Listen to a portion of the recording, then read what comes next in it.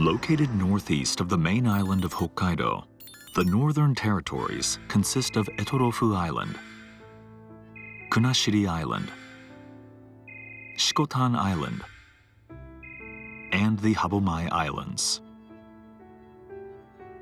They belong to Hokkaido. However, these Japanese territories are currently under illegal occupation by Russia. Former island residents who were forcibly expelled by Russia's former Soviet Union continue to convey their first-hand experience, expressing their deep connection to their home islands and calling for their return to Japan.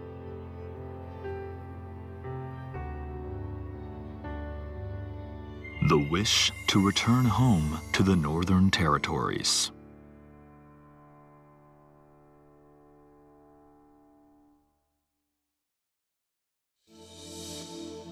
Japan discovered these islands before Russia's discovery of them. In the early 17th century, the Principality of Matsumae had recognized these islands as part of their domain and had gradually established administration over them. In 1855, Japan and Russia signed the Treaty of Commerce, Navigation, and Delimitation, confirming the naturally established boundary between the islands of Etorofu and Uruppu. However, in the midst of World War II, the Soviet Union declared open war against Japan in violation of the Japan-Soviet Neutrality Pact, which was still in effect in August 1945. After Japan accepted the Potsdam Declaration, the Soviet Union began to illegally occupy the Northern Territories between August 28th to September 5th.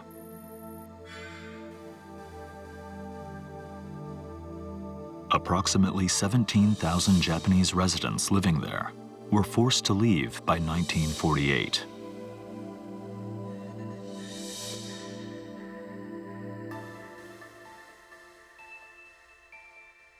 Tokuno Hiroshi is from Shikotan Island.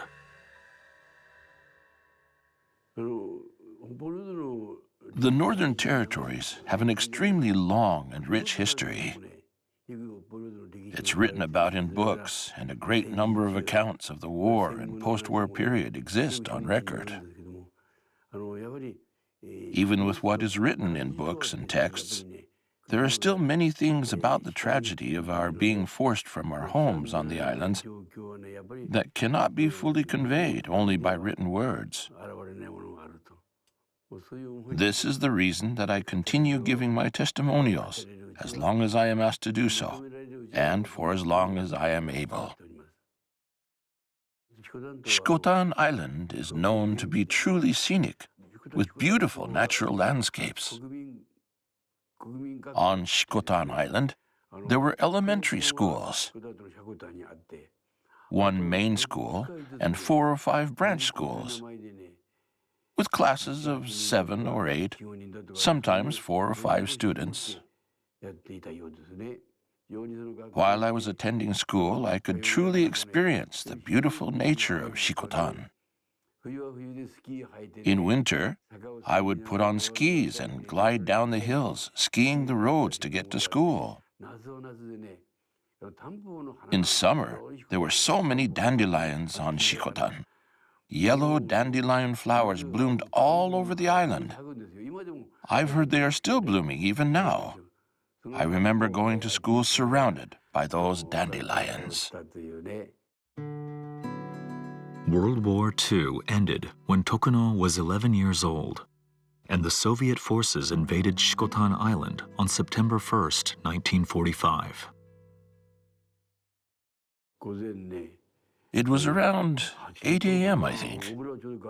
My younger brother and I were walking the 3 kilometers to school, and we had heard that American forces would be coming. At the same time, 2 large warships were entering the harbor. Thinking the Americans had arrived, 1 cannon shot was fired, just a blank, to signal their arrival.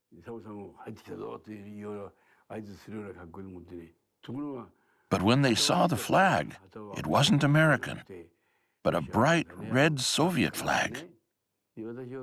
I was in the 5th grade in an upper-level classroom when the news spread that Soviet troops had arrived. The teacher gathered 2 classes into one and began what was basically a self-study session. Then Soviet soldiers arrived. About 7 of them came into the school. I remember one of them was very tall, with leather boots on, carrying a pistol and wearing a cape. The others, who must have been regular soldiers, carried rifles and barged straight into the classroom. Without a doubt, I truly believed we were all going to be killed in that moment.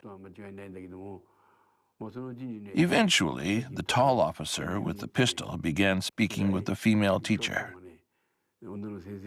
Even though they couldn't understand each other's languages, they were trying to communicate through gestures.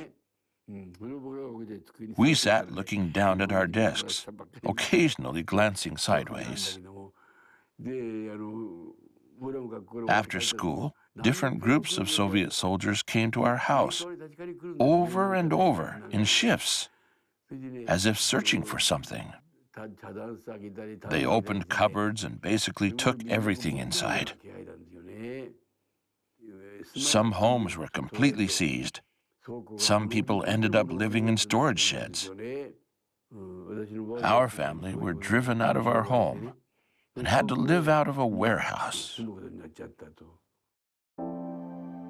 The residents of Shikotan were later sent to internment camps in Sakhalin. In the autumn of 1947, Tokuno's family, who had barely survived, boarded a repatriation ship bound for Japan.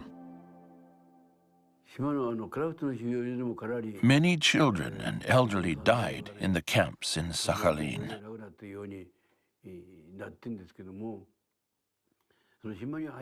And on the ship returning from the internment camp, about 50 people died during the voyage.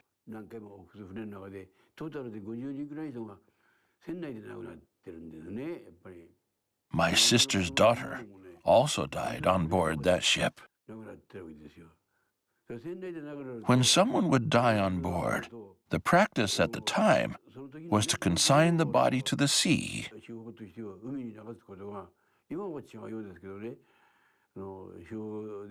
My sister did not tell anyone, even in our family, that her daughter had died.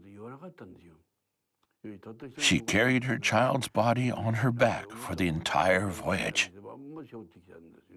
After arriving in Hakodate, when she knew her child would no longer be cast into the sea, she finally told us that her daughter had died. The movement demanding the return of the Northern Territories began soon after the end of the war. The 1956 Japan-Soviet Joint Declaration included provisions including the return of the Habomai Islands and Shikotan Island, but the 2 countries could not reach an agreement on the territorial issue. As it stands today, visits to graves on islands by former residents and their families, exchange programs between Japanese citizens and Russian residents of the Northern Territories, and free visits have been carried out for former Japanese residents and their families.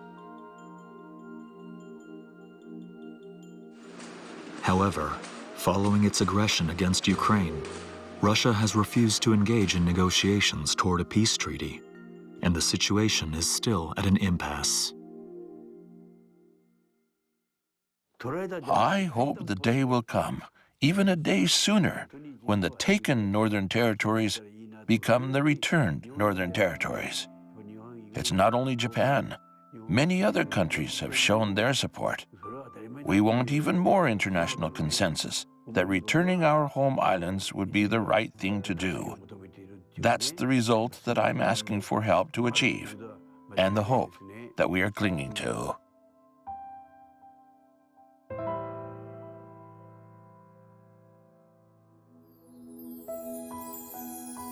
Furubayashi Sadao is from Kunashiri Island.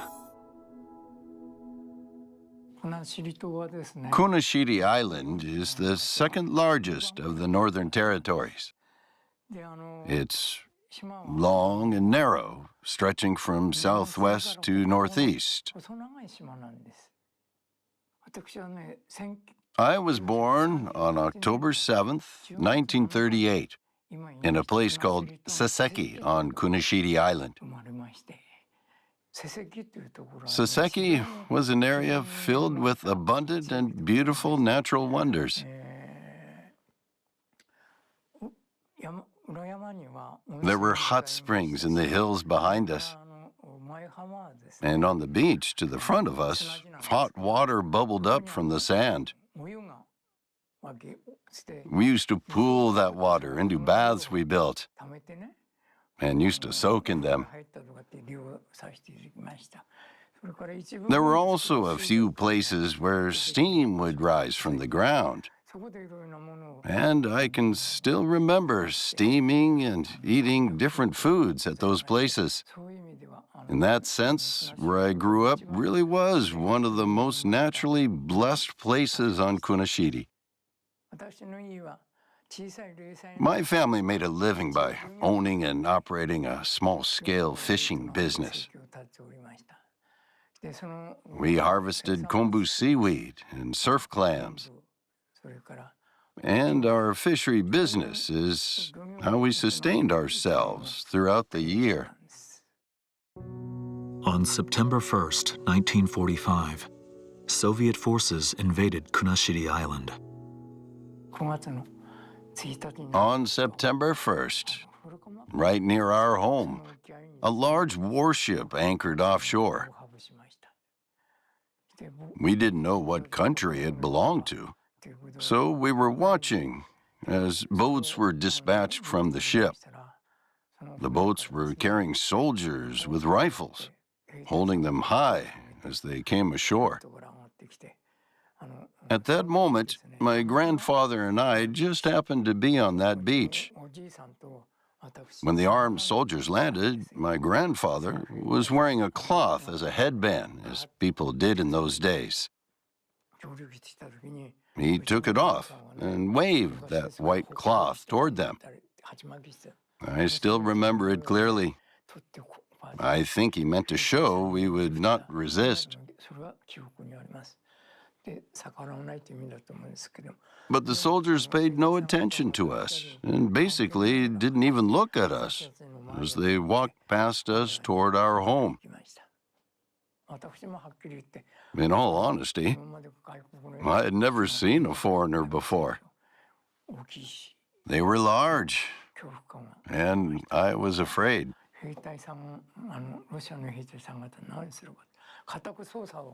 The Soviet soldiers began searching our house.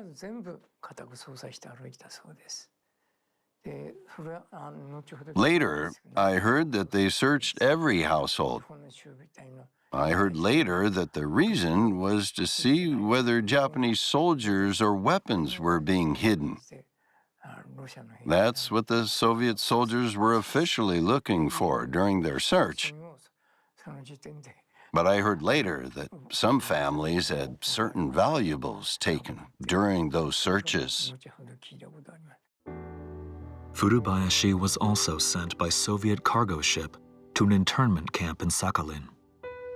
In November 1947, he boarded a Japanese repatriation ship and arrived in Hakodate. We boarded on the 18th and entered Hakodate port on the 20th. Even after arriving, we were not allowed to disembark right away. This was because I had been wearing the same clothes for over a month, and they said I had to be disinfected before going ashore. At the time, a white powdered insecticide called DDT was used. They sprinkled it all over us, from head to toe, until we were all white. Only after that were we allowed back on land. I remember that very well. In 2012, Furubayashi was able to participate in a gravesite visit and returned to Kunashiri Island. In July 2012, I was finally able to take part in a visit to pay respects at our family memorials. It had been more than 60 years, 62 or 63.